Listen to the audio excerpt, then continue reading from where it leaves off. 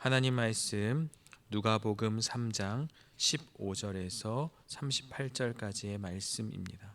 누가복음 3장 15절 오늘 말씀 마지막 절까지는 예수님께서 공생애를 본격적으로 시작하기 전 세례 요한의 사역과 예수님의 족보에 대해 기록하고 있습니다. 우리가 23절부터 읽었지만 사실 이 족보의 내용 중요한 부분 그 부분은 이제 마지막에 좀 다룰 예정이고요. 오늘 본문은 크게 세 부분으로 나눌 수 있는데 15에서 20절은 요한의 사역, 그리고 21절에서 22절은 예수님이 세례 받으시는 장면, 그리고 23절에서 마지막 절 38절은 예수님의 족보에 관한 내용이다라고 우리가 나누어 볼 수 있어요. 먼저 15절의 말씀을 보면요, 백성들이 바라고 기다림으로 라는 그러한 표현이 있어요. 유대인들이 바라고 기다린 분이 있었습니다. 당시 유대 사회에는 메시아가 곧 오시리라는 기대감이 있었다. 그런데 세례 요한의 메시지를 통해 메시아에 관한 그 이야기가 계속되고 선포되니까 더욱 그러한 마음은 커졌다라고 볼 수 있어요. 그래서 자신들이 기다리던 메시아가 혹시 요한이 아닌가 생각했다라는 것이에요. 그만큼 당시 요한의 사역은 대단했다라고 볼 수 있어요. 요한이 특별한 기적을 베풀지 않았지만 그의 메시지에는 힘이 있었고 회개의 세례를 전파하는 그러한 강력한 선포는 혹시 요한이 메시아가 아닌가 착각할 수 있는 그러한 모습이었다라고 볼 수 있어요. 왜냐하면 유대 지도자들 바리새인과 사두개인들도 이 회개의 세례를 받기 위해 요한에게 나왔다라는 것인데요, 요한의 말씀에 능력이 있었다라는 것 우리가 먼저 알게 되고요, 그가 유다 지파 출신은 아니지만 그의 말씀에 능력이 있어 사람들은 심중에 그리스도가 아닌가 그렇게 생각했다라는 것을 누가는 표현하고 있습니다. 이때 요한의 대답이 무엇입니까? 16절인데요, 너희가 바라는 메시아는 내가 아니다, 나는 그리스도가 아니다 라는 말을 하고 있습니다. 물론 이들이 마음에 생각했지만 또 수없이 많은 사람들이 요한에게 묻고 또 요한을 또 세우고자 그러한 일들을 하지 않았겠습니까? 또 요한을 따르던 제자들도 분명히 있었죠. 그렇기 때문에 요한은 그 순간에 그냥 가만히 있으면 내가 원하고 내가 바라는 건 아니지만 사람들이 그렇게 이야기하는 것 굳이 애써 내가 부인하지 않아도 되지만 분명하게 자신은 메시아가 아니다라고 이렇게 고백하고 있습니다. 나는 물로 너희에게 세례를 베풀거니와 나보다 능력이 많으신 이가 오시나니 나는 그의 신발끈을 풀기도 감당하지 못하겠노라. 그는 성령과 불로 너희에게 세례를 베푸실 것이요 라고 말씀합니다. 나는 그의 신발끈조차 풀기 감당치 못한다라는 것이죠. 나는 예수님의 길을 준비하는 자로 감히 비교할 수 없을 정도로 나는 예수님보다 지극히 낮고 천한 자이다 라는 것을 분명하게 말씀하고 있어요. 그러면서 예수님에 대해서 성령과 불로 너희에게 세례를 베풀 것이다, 이 말은 믿는 자에게는 구원을, 믿지 않는 자에게는 심판을 주실 분이다 라는 것을 말씀합니다. 불은 심판을 상징하고 있는 것입니다. 27절의 말씀을 보면 불이 심판이라는 것을 분명하게 알게 됩니다. 농사가 끝나면 농부들은 키를 가지고 곡식의 열매를 키질합니다. 그러면 무거운 것과 가벼운 것이 구별이 됩니다. 무거운 것은 키에 남게 되어 타작마당에 쌓이고 가벼운 것, 곧 쭉정이는 모아 불살라지게 됩니다. 그런데 여기에 꺼지지 않는 불에 태운다라는 표현, 영원한 지옥의 형벌을 우리에게 말씀하고 있는 것입니다. 그리스도께서 신자와 불신자를 구분하신다는 말씀으로 이렇게 우리가 볼 수가 있어요. 요한은 예수님께서 택한 백성들을 죄에서 구원하실 그리스도로, 또한 믿지 않는 자들에게는 심판주로 증거하고 있습니다. 요한은 예수님의 사역을 또 그 길을 예비하는 자로 온전히 감당하였습니다. 자신의 그 사명과 역할을 알고 그것으로 만족할 수 있는 사람 요한, 그래서 아름답고 멋진 사람이었다라고 우리가 볼 수 있습니다. 오늘 본문 18절을 보면 또 그 밖에 여러 가지로 권하여 백성에게 좋은 소식을 전하였으나, 여기서 좋은 소식이란 복음을 말하죠. 우리가 유앙겔리온이라고 하여서 계속해서 복음서에서는 하나님 나라에, 또 하나님에 대한, 또 그리고 예수 그리스도의 구원의 사역에 대한 그 모든 것들을 복음이라고 그렇게 말씀하고 있습니다. 복음은 믿는 자들에게 구원을 주시는 능력이 되기 때문에 좋은 소식이다라고 말씀하고 있습니다. 세례 요한은 메시아를 통한 절대적 구원의 길을 제시하고 자신의 사역을 마감합니다. 19절과 20절의 그 내용은 조금 더 뒤의 내용이지만 여기에 기록된 것은 이 세례 요한의 사역을 마무리하며 또 그것에 대한 기록으로 이렇게 쓰여져 있는데요. 내용을 보면 헤롯이 그의 동생의 아내 헤로디아의 일과, 여기서 이것은 무엇을 이야기하는 것입니까? 헤롯은 그의 첫 번째 부인을 버리고 동생 빌립의 아내인 헤로디아와 결혼을 하였다. 우리가 상식적으로 생각해 보아도 이런 폐륜이 없습니다. 이런 잘못된 모습인 거죠. 사회적으로 지탄받고 또 특별히 지도자로서도 용납받지 못하는 악행, 그러한 잘못된 일을 한 것이죠. 그런데 헤롯은요, 자신에게 그 주위에 있던 그 관료들은 분명히 좋은 말만 했겠죠. 왜냐하면 그들의 권력 앞에서, 그 권력 앞에서 자신의 어떠한 그런 정치적인 부분들을 계속 유지해 나가야 되기 때문에 바른 소리를 할 수가 없습니다. 그러나 요한은 눈치를 보지 않고 그 잘못에 대하여서 지적하고 이야기하게 되는 것이죠. 그러니까 요한에게 책망을 받으니까 그 위에 한 가지 악을 더하여서 요한을 옥에 가두었다.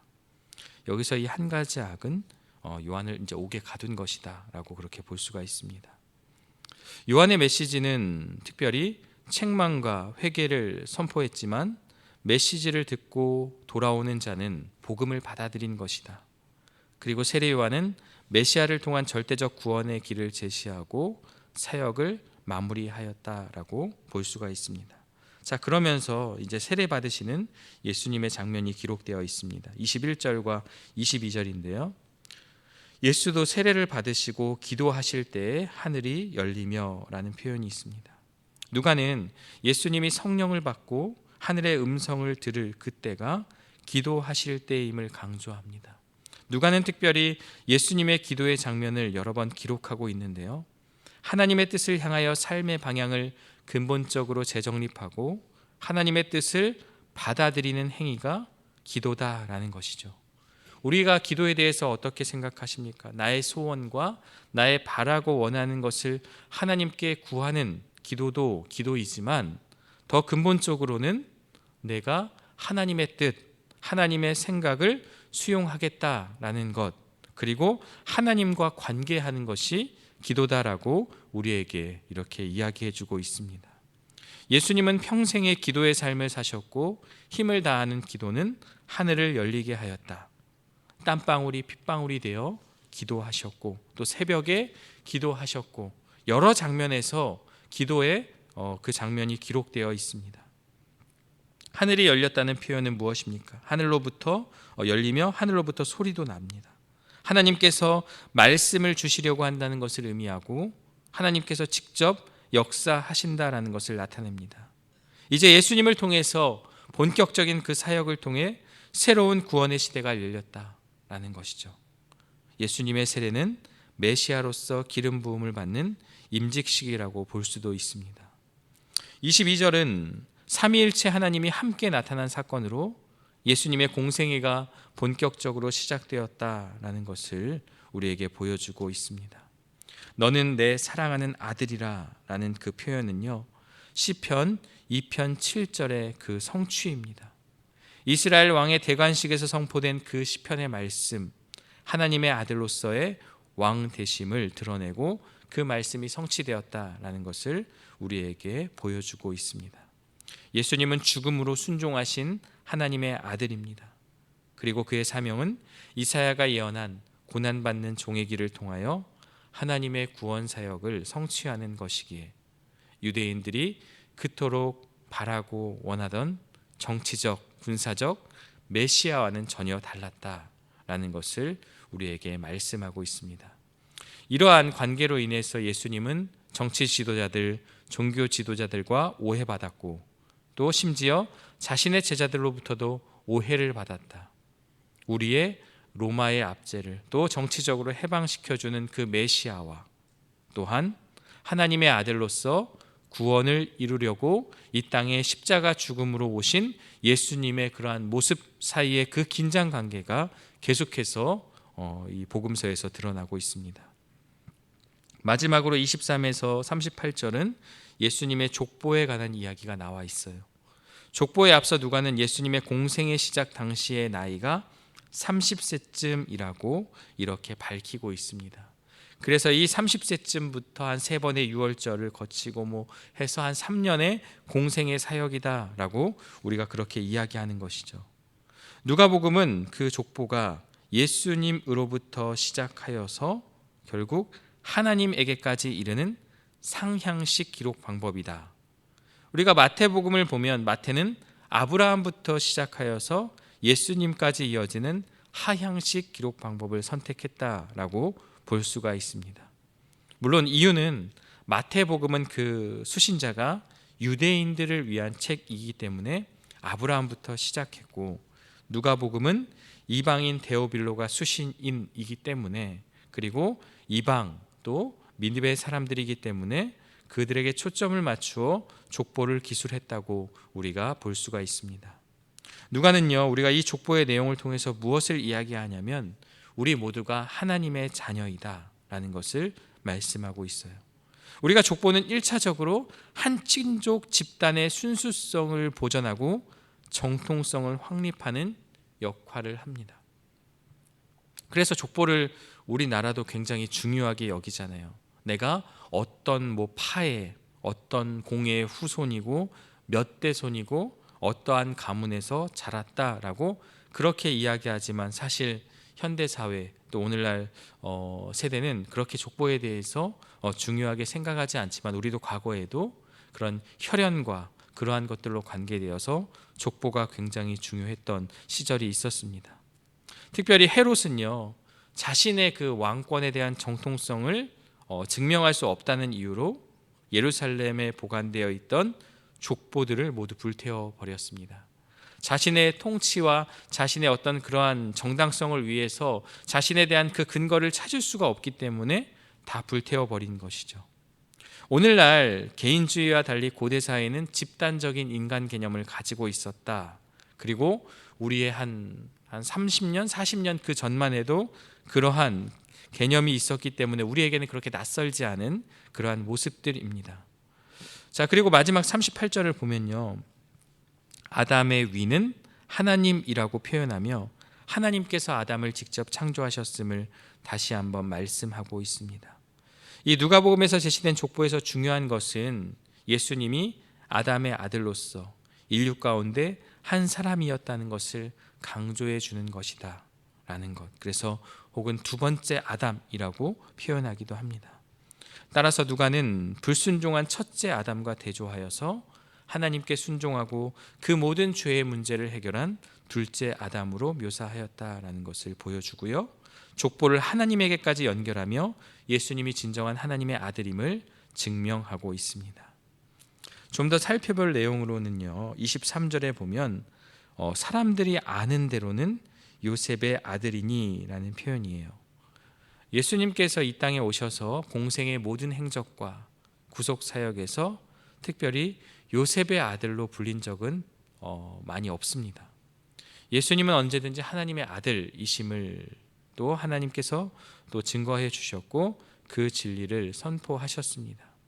하나님께서 그 예수님 그 세례받는 그 장면 가운데 내 사랑하는 아들이요 내 기뻐하는 자다라고 분명히 선언하셨습니다. 이를 통해 물론 육신적으로는 다윗의 혈통으로 그리고 요셉의 아들로 왔지만 사역을 위해서 하나님께서는 예수님이 그리스도요 하나님의 아들로 오신 것을 그것을 밝히고 이야기하고 있는 것입니다.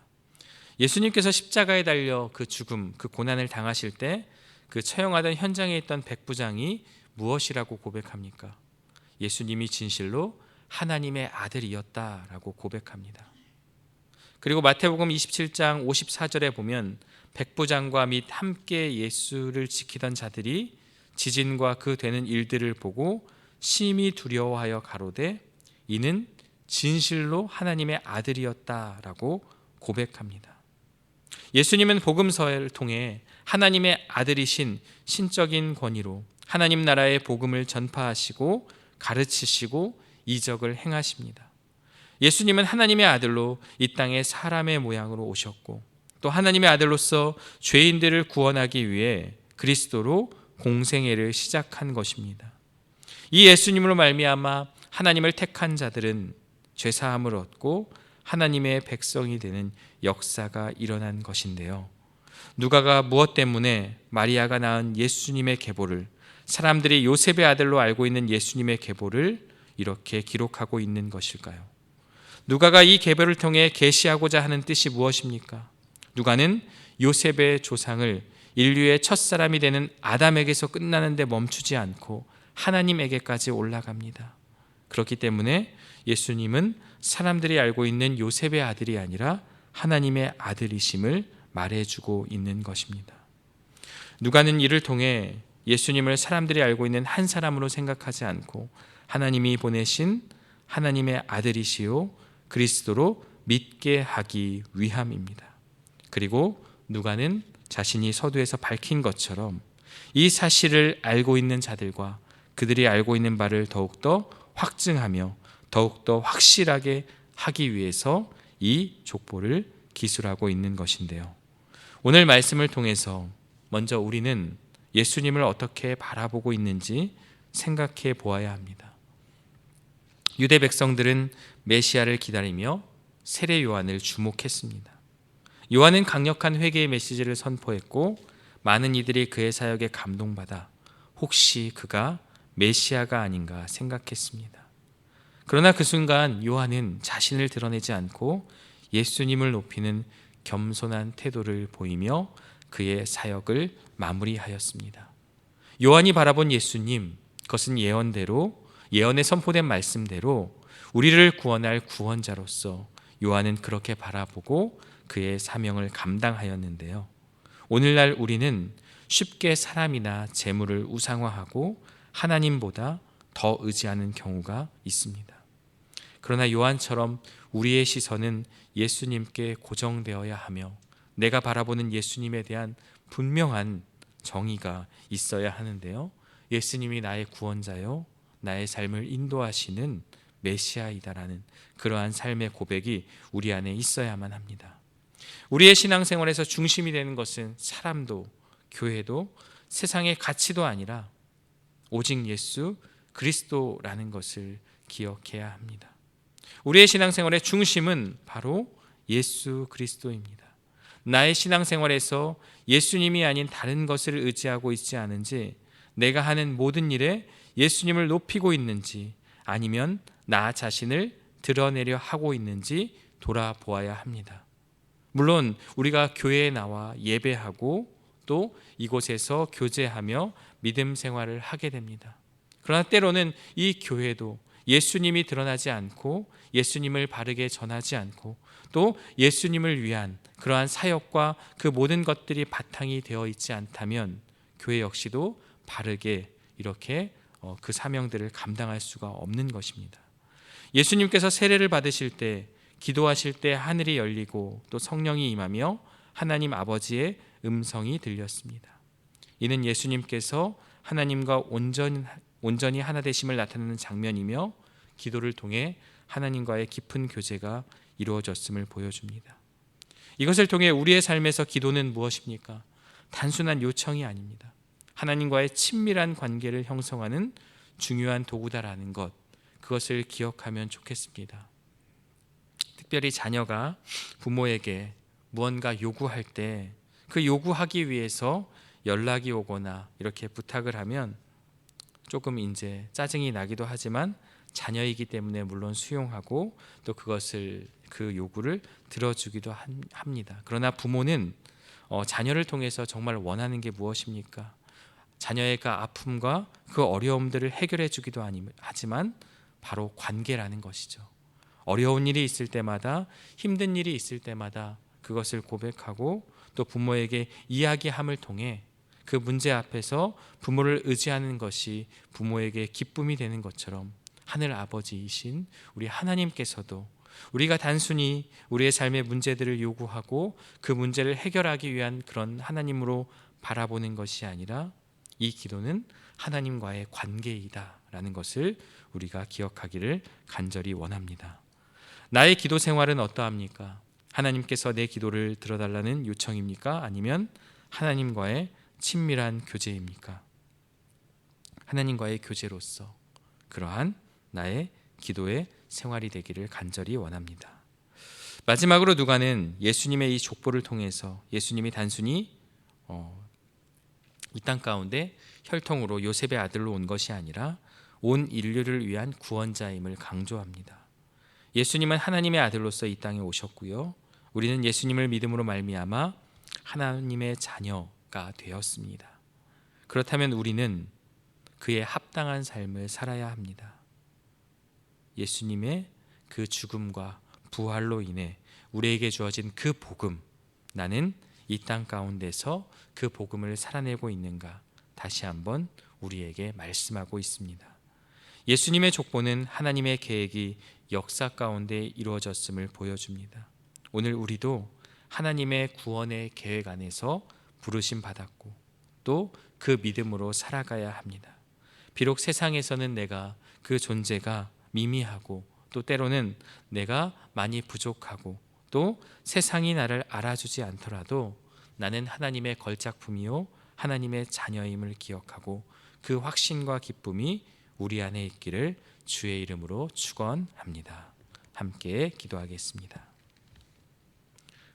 하나님 아버지, 오늘 이 말씀을 통하여서 예수님이 나의 구원자 되심을 다시 한번 고백합니다.